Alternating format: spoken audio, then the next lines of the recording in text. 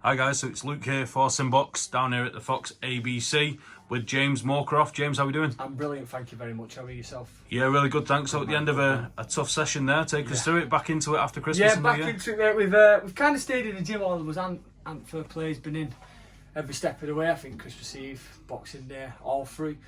Just ticking over, but you know, now we're all getting dates. A few of us, a couple are out in 6 weeks, a few are out in 8 weeks, and we're just getting back into it, you know. I love being in the gym. I don't like being out, and I don't like saying camps. I just like keeping fit and enjoying it. And you know, the vibe down here is brilliant, as you've seen today, mate.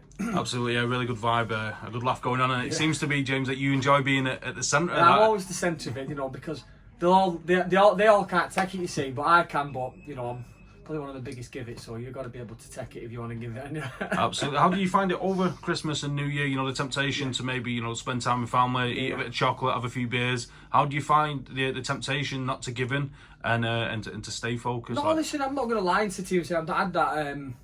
Had a few beers and a bit of chocolate and that, but you know, I don't really like saying, oh yeah, but I try and live the life. You know, as professional boxers, you know, we get one chance. You know, that phone call can go at any time, and you know, as long as I can keep that core fitness, you know, I love running. It's probably my hobby, running. So I just enjoy running. And when I'm in camp, Ant always says to me, you've got to stop running as much. So when I'm out of camp, I get more time to go running. And you know, it's very hard. You know, I got a newborn baby, it's a 2-year-old. So I love music. Music's one of my biggest things. So I just love putting some music on, getting on the road, and having an hour and a half running. It's just basically it's keeping me fit, doing what I love. It's good to hear. So before we look forward to what might be ahead in 2023, James, I wanted to have a look back at 2022. No you problem. had 3 fights, Yes. 2 wins, an unfortunate loss. I want to go back to that loss because that was quite a big opportunity back in May out in Bilbao. Yeah. I think it was a Matchroom card. It was, mate, yeah. You took on the undefeated, John Miguez, 16-0. So that was quite a big opportunity. You know, like you say, the fight didn't go your way, but what do you take from that experience on such a high platform and away from home as well? It was a huge learning curve, you know, and massive respect to John Miguez, what a top fighter and what a top guy. I still keep in contact with him now, you know. Like I was saying, I believe that fight's been the making of me, you know. I took it a bit late, you know, 4 weeks from I was meant to fight. Not a lot of people know this, so I was meant to fight on, I think it was 4th of April, the Savannah Marshall undercard, the fight before Clarissa. I was meant to fight a guy called Darren Surtees on that. Yeah. Went into fight week, and I think he broke his rib in fight week, which I don't know why. That would have been a good fight. That. I don't know why he was sparring fight week, but he ended up breaking his. I found out 4 days. I remember I was on my way to do my last sprints, and I got a phone call saying, "Where are you?" And I said, "Just go and do your sprints." And I got, "You might as well go home, mate." And I thought, "Oh, you're joking." So when that John Miguez fight got put to me, you know, it probably wasn't a fight what I was ready for at this moment in time.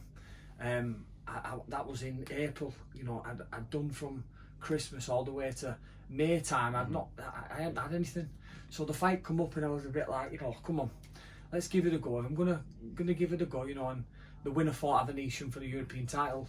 Unfortunately for John, Avanesian moved on to Terence Crawford, didn't he? So he didn't manage to get that fight. I think he's got a guy called Geordie Wheelis now for it, something like that I've seen.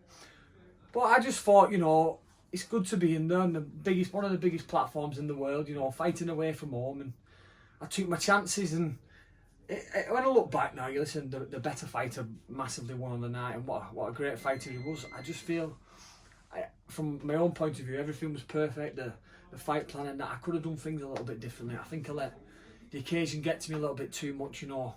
Thinking about, you know, oh, there's a Spanish ref, Spanish judges. I kind of just went for it instead of thinking, you know. And when I watched the fight back, I'm looking at, he's done that there, Luke. He's took a minute there. And I in the fight I couldn't process it because I was too much in the mind frame of let's get it on and let's see what's going on. But what a massive learning curve, you know. Took my loss, you know, and I'm prepared to get back there. I just want some big fights so I can go ahead now. I've took a lot from that fight, mate. I really have. Absolutely, I think, you know, it's good to hear from you there that, you know, you've looked back at it and you can pick holes in it, and you've not let it get on top of you too much. That you was appreciative of the opportunity and the experience that came with it, rather than letting it get down, you know, and thinking maybe, you know, I'm not good enough or whatnot. It hurt me for a while. I'm not gonna lie, you know, but when you've got people like Anthony Crolla telling you, listen, James, you give a good account to yourself. You know, the situation was tough. I remember walking out. Someone smacked me on the back of the head as I was walking out. Like, it was hostile in there, you know. Also, like one of the Kerman fans. Lagiara, I think his name was. He has all the football fans Yeah. in there, and it was hostile. It was because I think he was a massive Bilbao supporter. You know, it was a massive thing, and it's one of them things I can, if I never get the opportunity again, I can sit back in 10 years' time and with my dad having a pint at the pub and myself, you know, I did it, you know, Dad, I've given it my best, you know. But I'd love another opportunity. I mean, in probably a better fight. When I said better fight, more 50-50, 60-40 to them kind of thing. You know, I took a big go there. I think he's like prep for be a big fighter. That John Miguez, and I think he will do.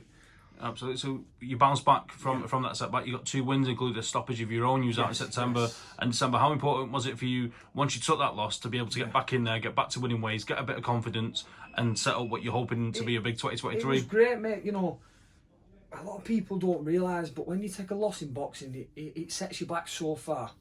You know, a win can get you 1 fight ahead, a loss can lose you 5 fights. You've got to give more 5 fights, you know. And I knew that going into this fight, and I can't remember that. I'm not gonna. Fijabi's name was the guy I fought. He just had a tough fight with Tom Farrell on the Channel 5 show. You know, he won by a point. Tom Farrell, I think, and I thought, you know, it's going to be a tough little fight, this. And so I got really up for it. I thought, listen, I've got to show the people that I deserve to be on Channel 5 as well. So I ended the fight quite well. I was happy with my performance in that fight, you know. Obviously, the fight afterwards was just a last-minute replacement because my fight fell through. But hopefully we get to it now. I'm hoping to plan a big year this year. I think this has to be the breakout year for me. You know, I'm not getting any younger.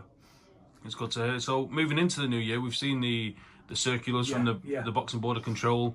I think it was an English title eliminator with Nathan Bennett that we was expecting. Yeah, it was a final next. eliminator. Yeah.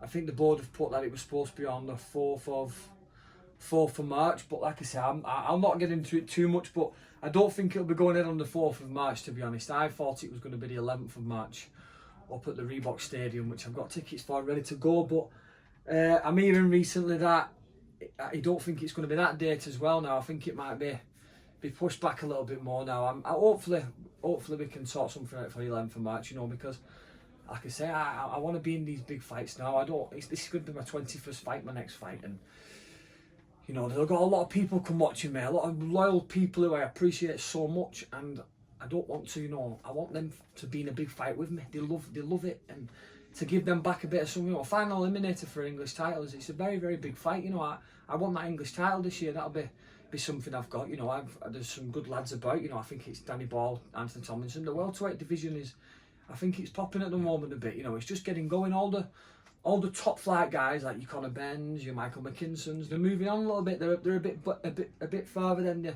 English British level. So, you know, I think there's a gap there for us top 15 guys to come through. So, you know, I know the boxing news, the boxing news rankings come out yesterday, and I was up at rank 13, which gives me hope, and I really am ready to go. Hopefully get an English title final eliminator as well, which makes it more interesting, and hopefully get made mandatory for the English once I win that one. So I'm looking forward to it. So you mentioned there that, you know, you're unsure whether it's going to be March 4th, March 11th. Yeah, it's definitely not March the 4th. I'll put it that way. Yeah. So if it's not Nathan Bennett, if it's not that fight, are we thinking he's going to be the next ranked opponent? Are we thinking there's going to be other plans? Where's the head? I've been told I could possibly get out on the 11th of March and then fight Nathan Bennett further down the line when he's. I don't think he's in camp just yet. So fighting further down the line, you know, I'm asking, can I go 11th of March with maybe someone else? But I'm not too sure.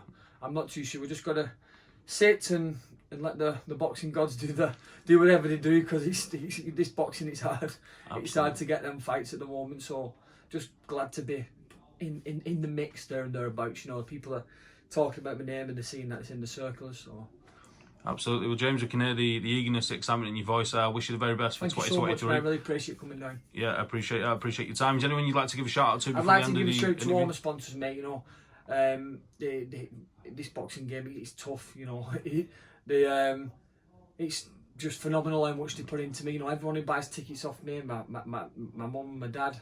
My dad goes in the pub, he sells all the tickets, and Lee Wilson as well. Lee Wilson, the guy who's been helping get the sponsors and people like that. It's just phenomenal when you're in that. I always say it all the time. It's a bit of a cliche. When I'm in that ring, you're on your own. But I've never felt as part of something in my life. It's crazy, and I owe a lot to boxing. I really, really do. Brilliant, James. Well, thanks for your time. We'll catch up soon, mate.